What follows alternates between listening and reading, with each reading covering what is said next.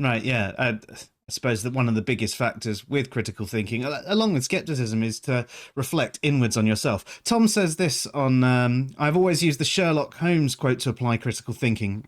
When you have eliminated the impossible, whatever remains, however improbable, must be the truth. I wouldn't necessarily say it must be. I'd say it's most likely the Most truth, likely, yeah. because there could still be evidence that you haven't seen yet.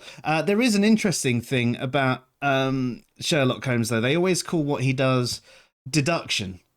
And a lot of the time, it's more abduction, isn't it? That Yeah. he sort of does rather than deduction. So I guess seeing as they haven't changed that in any modern iterations for it, have they not employed their critical thinking and gone, oh shit, this was an error from the old ways, maybe we should change it? And someone as bright as Sherlock Holmes is supposed to be surely would be getting this correct.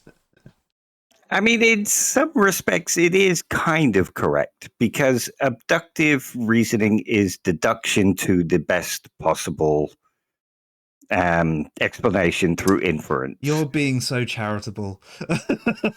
Well, that's also part of critical thinking. Yeah. Especially of your opponent, and by that I mean if you're in a debate or conversation, maybe not see them as an opponent, but I can't think of another word off the top of my head right now. And Dialectical investigator. Oh, I like that. Dialectical partner. I like it. Yeah. Rather than an heuristic opponent. Yeah, basically. Yeah, cool. You're looking at it if you're doing critical thinking, you're looking at the person you're having a discussion with as being on a journey to finding the truth with you, rather than being in combat with him to prove that he doesn't have the truth. Yeah, that's fair. I think the most fruitful conversations come that way anyway.